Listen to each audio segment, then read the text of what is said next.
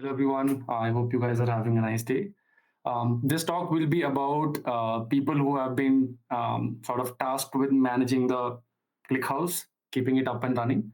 Shivji will be talking about much more in depth around the hard problems, and I'll be talking about the L1 and L2 problems, which are easier to solve when you know about them. In which case, AI agents have been useful for us.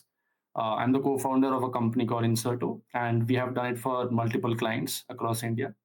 So I'll be sharing all of the nuggets there. Okay, the first thing is AI plus level one or level two ClickHouse production problems. Do you smell anything? There is a big problem which can happen. You can sort of lose money. So the first problem which I'm talking about is was faced in real time by one of our clients. Can't name them. I'll not have any screenshots of them, etc. So S3 spikes to 100x in cost for them, which is bad enough, right? Let's get into what the system was built upon or what was the nuance there. Um, there was an OTel collector which was fetching terabytes of log and sending it to a ClickHouse cluster through OTel exporter. If you guys know about it already, um, that's simple to grasp. The next thing is usually in the logging systems, people do not store things permanently on one drive or one VPC, etc. They choose to send the data to S3 or some object storage after a certain interval. In this case, let's say it is 2 years. Okay, so after the 2 year old log should go to S3, and yeah, things were working fine for about 6 months, but later on this problem of spike happened. Now, if you know how S3 charges, then that's cool, but I'll give you a summary. S3 charges based on the number of API calls you make to put the data in S3, and it also charges based on the amount of data you have put in. The former one is much more costlier if you're doing a lot of API calls. Otherwise, it's sort of cheap and people don't think about the cost at all. So I would assume the right side bald guy is Jeff Bezos, and on the left side maybe the girlfriend or the wife.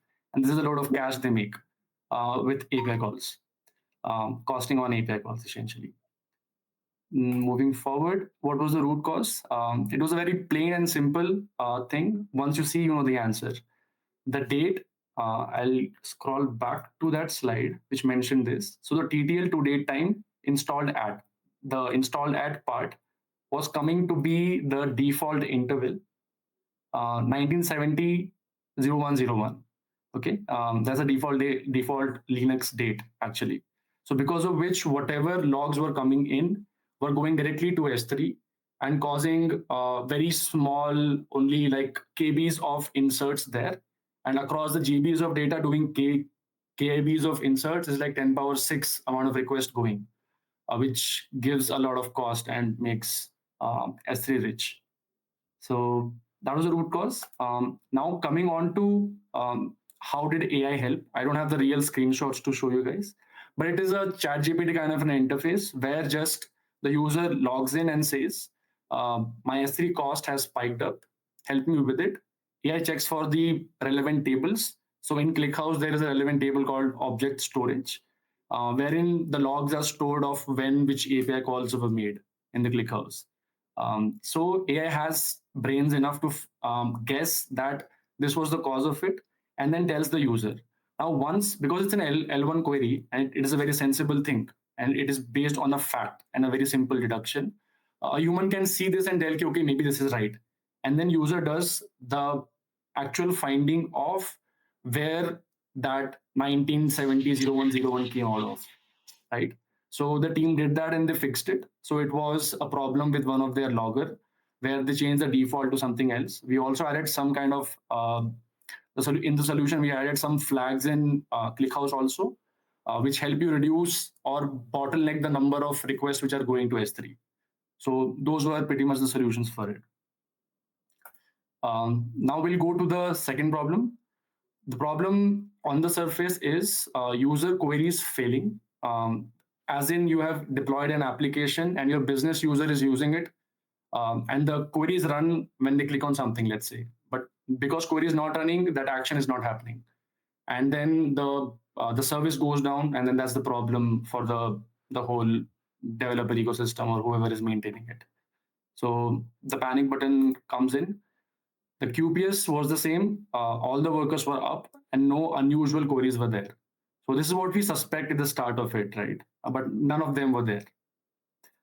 Moving on, the root cause, I'm telling you very simply, was that there was a huge delete mutation which was happening at that moment, which means that ClickHouse, if you don't know, is bad with mutations. That is because of how it is architected. It is architected to have a lot of inserts, fast inserts, rather than very fast updates, which is good in transactional databases, not in analytical database or columnar databases. So it was taking up all of the bandwidth, and that was the reason why the other queries were not working and they were timing out, essentially. How did I solve it? Again, it was as easy as asking, I'm seeing CPU spike. But in this case, because the solution was also very easy, it was just kill those mutations. That is the solution to it. So AI finds it, kills it at the user's approval. So they will have a dialog box which opens up, which says, okay, I'm going to kill, because it's the right operation, it will ask the permission for user, and then they will do it, and it will kill that thing. So that was about it. Now there are 3 more slides which explains how really these AI systems will work and how we made it to work at Incerto. So for that, you need to build a context engine which sucks in all of this data from different sources. The problem which I told, CPU spikes, or maybe some nuanced problem of write-ahead logs failing, or the spikes in S3, etc. You have to measure that and have an alerting kind of a problem there, which is feeding into that context. Other things are normal CPU, IO, RAM. These metrics you can fetch it from OTL collectors and send it to the machine which is getting the context. Other things are deployment details, whether it was on AWS, etc., where it was, and the knowledge bases, which is your proprietary data of which user is there, which kind of tables are there, etc., etc. So the context engine which you build has to get these different kinds of things into it. After which you have to sort of build in a loop, which you can do by any standalone AD framework with AI, which is one of them is, let's say ADK is what we use for that, wherein you build a pipeline of these context, a tool calls for that. Daniel, Josh will read them. Okay, maybe I shouldn't read that. So then AI, what it does is it picks up the right context which it thinks is relevant for the user's query. So maybe in our case, it will pick the CPU, it will pick the problem which is firing, which is S3 costs are going high, and so on and so forth. So yeah, and it picks the relevant signal for you guys for the problem. And then you have a sort of back and forth with the actual agency. This is the part which can actually execute the SQL queries safely. So this is deterministic. This is not in the hands of AI, essentially. So then there is a hypothesis back and forth in the system which we built, but you can build it yourself in a different manner. So in our system, there will be a hypothesis one, which it will try and then verify. If it fails, this verification can also be human confirmation in some cases. If it fails, it goes to H2 and all the context is gone. Then H2, if H2 succeeds, then it tells the user that this hypothesis seems to be verified and this might be the root cause. And these were the root cause which were shown 2 or 3 slides back. So this was the summary of it. I will hand it to, so the next part is these problems which I told were fairly simple. L1 and L2 intuitions on top of facts. So, but in the real complicated systems, you often require human intelligence, which is really sharp and really experienced people to solve in-depth problems, about which Shivji will talk further and explain a few very nice incidents which he faced. Shivji, please. Thanks, Anurag. Let me dive straight into it. By the way, I'm Shiv. I am a staff engineer at Nutanix. Been working on databases for over a decade, and in my day job, what I do is make sure ClickHouse is running well across all the different products at Nutanix. So let's get into some context setting, and then we will look at 3 problems today. We've had a few more. In general, we love ClickHouse. It works really well for us. But having worked with it for close to 3 years now, we've had a few issues. We've selected some for this talk. But if you want to hear more, we are happy to come back and share more stories. So distributed systems is hard. If you are running ClickHouse for a bit, you probably already know this. One of the things that I am very proud of for my team at Nutanix is that we do a lot of resiliency testing. All of us know that distributed systems fail, and you got to test those failure scenarios. So these are tests that we keep doing all the time on a regular basis. We introduce OS kernel panic. It's a simple Linux command that does the trick. So I would uh, recommend you to try this out in your environment, and it will expose a lot of these things that can happen in the real world. So you at least know how ClickHouse or the application using ClickHouse or your Kubernetes or VM layer is going to react to these things and handle it if required. Then we also introduce artificial network latency to see that in the real world, the users behave as good as monkeys. So we want to see how that pans out. We very abruptly stop the IO channel sometimes when we test these. We run on a Kubernetes base using the alternative operator. So we kill some random pods, we kill the VM, and you could, if you're running on a machine that you control, you could just power off abruptly.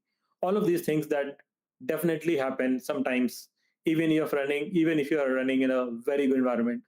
There are enough stories. One of those uh, problems with a downtime happened with AWS recently. So you know that problems can happen, and real resiliency has to be tested. So this is a issue that came to us while we were doing one of these tests. So what we did when we were testing this specifically is that we would abruptly kill the VM. What it means is if you have a high throughput workload, you're doing a lot of ingest at the time when you did an ungraceful stop of your VM. Obviously, all of these big packets of batches of data that were being written to ClickHouse were not written correctly. ClickHouse is amazing in promising that you are you can expect atomic write. So the whole batch of data either is written or not written. If these were not written because of your VM crash, then all of these are broken parts.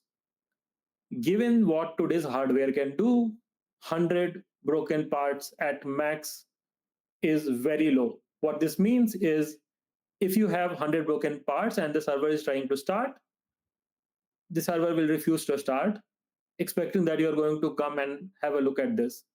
In our use case, what happens is we run these ClickHouse clusters across a lot of data centers of our customers where we won't have access. And the data we have in ClickHouse is observability data. So we went ahead and chose self-healing against data loss. In any case, we did not tell the app that the inserts had happened, so it's okay. The application can always retry if ClickHouse comes back fast enough. And we change this value, which in general I think is very low. It should be changed. In our case, 100K is something that we've agreed at, but you could use another value.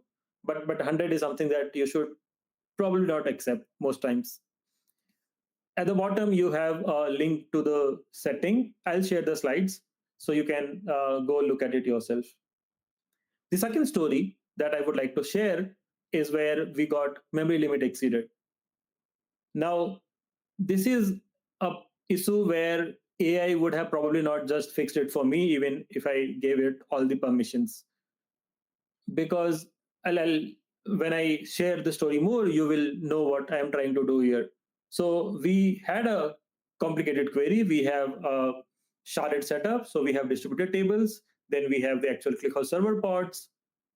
And we had a complicated query involving distributed tables, very specifically a global in clause. You can refer the global in clause of SQL in ClickHouse documentation. But when we ran those over a period of time, we saw memory leaks. Um, this is something that as an engineer, when you're writing applications or managing ClickHouse, you expect to not see these. So we went back, we checked a lot of other things, but the graph probably pretty much tells you that memory is shooting up and the ClickHouse process just dies at one point due to OOM. At the bottom, you have the exact Prometheus metric, which is being monitored in this graph. So, like I said, we checked everything, trying to disbelieve what we were seeing. We checked the query load. We suspected that the application had thrown away too many queries. That is why it was an OOM. We were looking at background merges and caches through system tables, trying to see what was happening there. We were looking at page cache. We've explored page cache really well. And one of those stories is out there in previous talk. So you can see those if you're interested.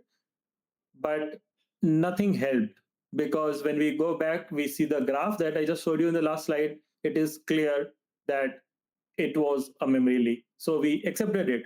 And what we ended up doing is we grabbed jmalloc, and with the jprof command, we started to profile memory.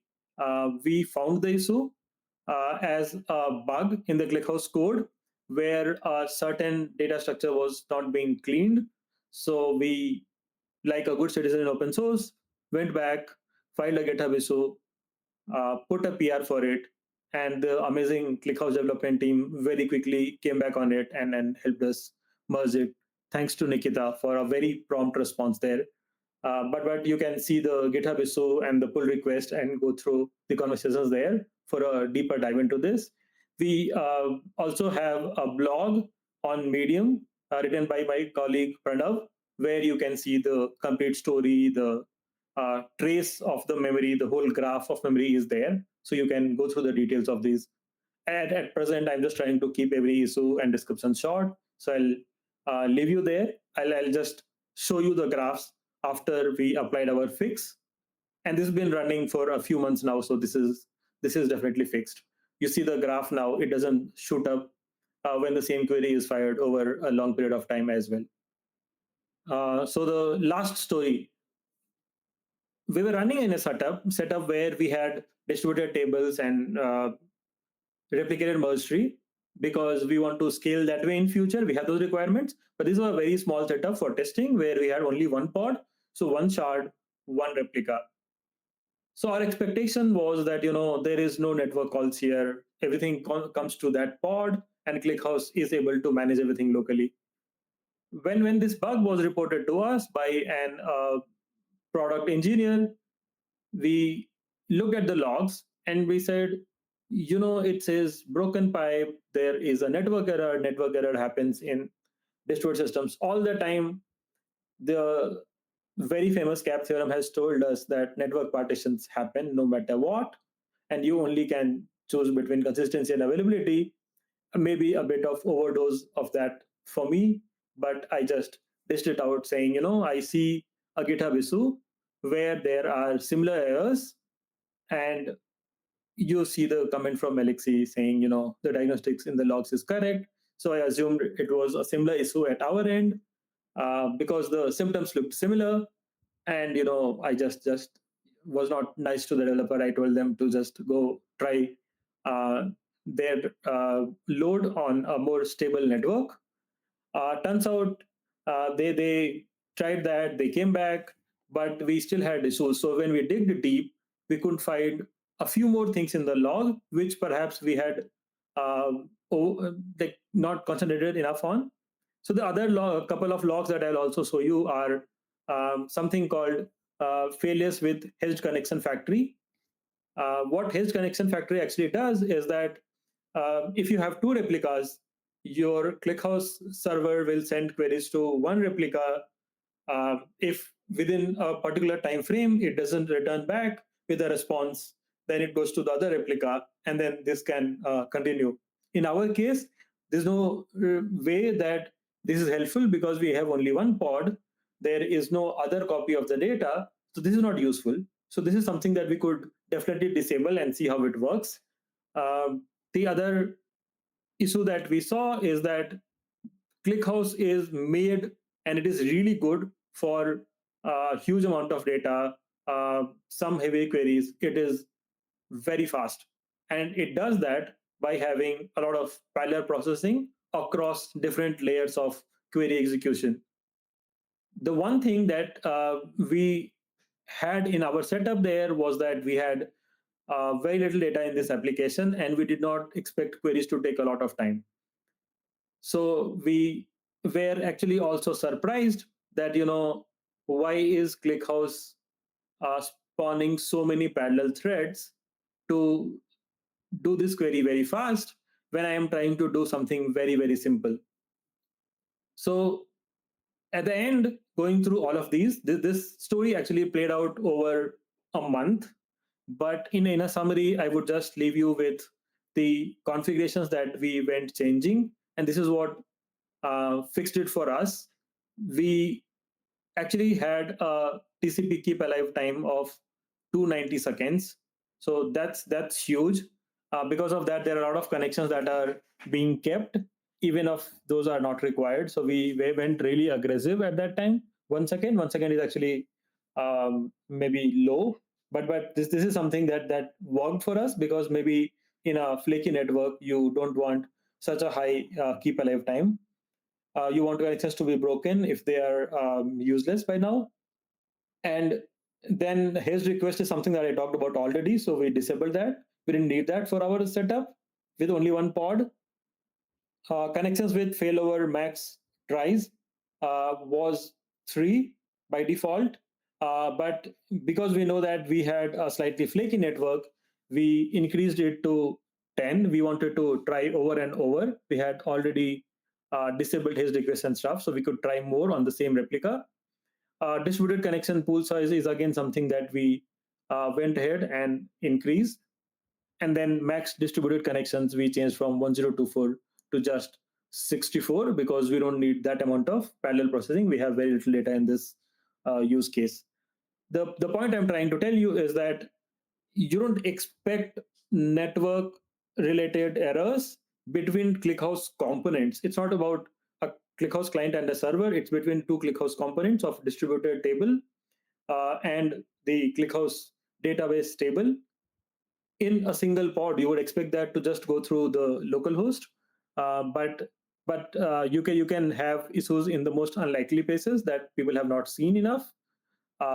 So you this is a bunch of configs. ClickHouse a lot of configs. We just went ahead and looked for all the connection configs in the system table, and then we play around it to make sure this is something that works. Play around it for your environment, and you will figure out the right values for your config.